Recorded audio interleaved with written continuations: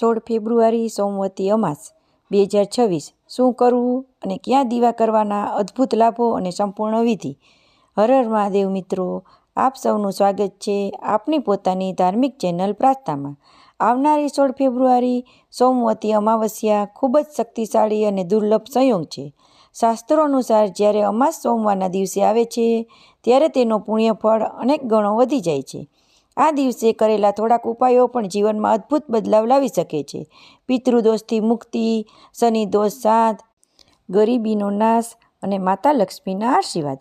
તો આજના વિડીયોમાં આપણે જોશું સોમવતી અમાસનું મહત્ત્વ, સવારમાં શું કરવું જોઈએ અને કયા દીવા ક્યાં પ્રગટાવવા જોઈએ, પિતૃઓ માટે શું કરવું જોઈએ અને ધન પ્રાપ્તિ માટેના ખાસ ઉપાયો અને કઈ ભૂલો ટાળવી જોઈએ। તો મિત્રો, વિડીયો અંત સુધી જરૂર જોજો, કારણ કે અંતમાં હું તમને એક ગુપ્ત અને શક્તિશાળી ઉપાય જણાવીશ। તો મિત્રો, હજી સુધી તમે અમારી ચેનલને સબસ્ક્રાઈબ ના કરી હોય તો હમણાં જ કરી લો અને માહિતી પસંદ આવે તો લાઈક અને શેર કરવાનું ભૂલશો નહીં। તો સૌ પ્રથમ જાણીએ સોમવતી અમાવસ્યાનો મહિમા।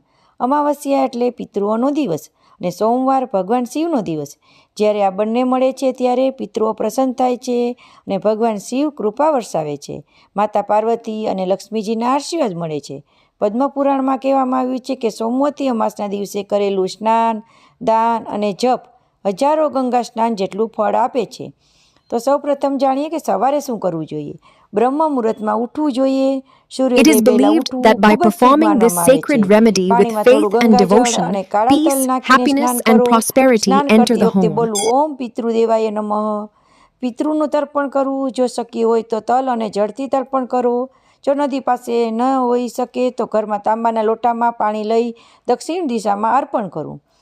હવે સૌથી મહત્વપૂર્ણ ભાગ, દીવા ક્યાં અને કેવી રીતે પ્રગટાવવા જેથી આપણા પર મહાદેવ પ્રસન્ન થાય। તો સૌ પ્રથમ પીપળાના વૃક્ષ નીચે દીવો કરવો। સાંજના સમયે ઘીનો દીવો અથવા સરસવના તેલનો દીવો 7 અથવા 11 પરિક્રમા સાથે કરવું। આ કરવાથી પિતૃદોષમાંથી મુક્તિ મળે છે, ગરીબોનો નાશ થાય છે અને પૂર્વજોના આશીર્વાદ મળે છે। બીજો દીવો ઘરના ઈશાન ખૂણામાં પ્રગટાવવો। ઘીનો દીવો કરવો અને લાલ ફૂલ અર્પણ કરવું। આમ કરવાથી માતા લક્ષ્મીનો વાસ થાય છે ઘરમાં, ધનની પ્રાપ્તિ થાય છે અને ઘરમાં સુખ અને શાંતિ મળે છે। ત્રીજો દીવો દક્ષિણ દિશામાં તલના તેલનો કરવો। આ કાળા તલના તેલનો દીવો એક દીવો કરવાથી પિતૃ શાંતિ મળે છે અને અટકેલા કાર્યો આપણા સફળતા તરફ આગળ વધે છે। ચોથો દીવો હનુમાનજી આગળ કરવો। ચમેલીના તેલનો દીવો કરવો। સુંદરકાંડ અથવા હનુમાન ચાલીસાનો પાઠ કરવો અને આમ કરવાથી શનિ દોષ શાંત થાય છે, નકારાત્મક શક્તિઓમાંથી રક્ષા મળે છે। પાંચમો દીવો રસોડામાં કરવો। રોટલી બનાવતા પહેલાં નાનો દીવો કરવો। આમ કરવાથી અન્નપૂર્ણા માતાજીની કૃપા અને ઘરમાં ક્યારેય અન્નહીન ન રહી શકે। હવે આપણે જાણીએ ધન પ્રાપ્તિ માટેનો ખાસ ઉપાય।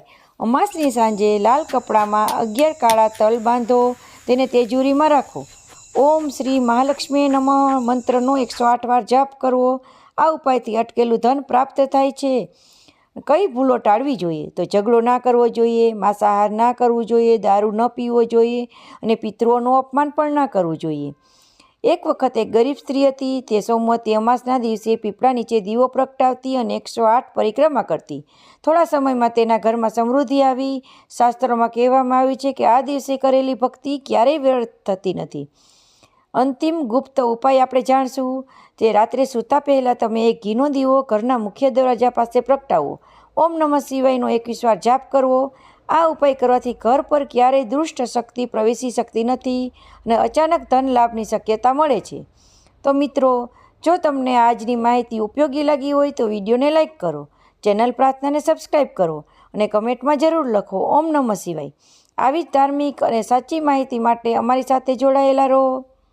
બેલ આઇકન જરૂરથી દબાવો જેથી દરરોજ આવતા નવા ભજન, વ્રતકથા, ઉપાય, વાસ્તુ અને જ્યોતિષ સંબંધિત વિડીયો સૌ પ્રથમ તમને મળી શકે। આ વિડીયો તમારા પરિવારજનો, મિત્રો અને સનાતન ધર્મમાં શ્રદ્ધા ધરાવતા સૌ સાથે શેર કરો, જેથી આ દિવ્ય જ્ઞાન વધુ લોકો સુધી પહોંચી શકે। તમને કોઈ પણ પ્રશ્ન હોય, કોઈ વિષય પર વિડીયો જોવો હોય અથવા તમારી ભાવના વ્યક્ત કરવી હોય તો કમેન્ટમાં જરૂર લખો। તમારા દરેક કમેન્ટ અમારા માટે પ્રેરણા છે। ઈશ્વર આપ સૌને સુખ, શાંતિ, આરોગ્ય અને સમૃદ્ધિ આપે એવી પ્રાર્થના સાથે ફરી મળીશું આગામી ધાર્મિક વિડીયોમાં। જય શ્રી હરિ, જય માતાજી, હર હર મહાદેવ।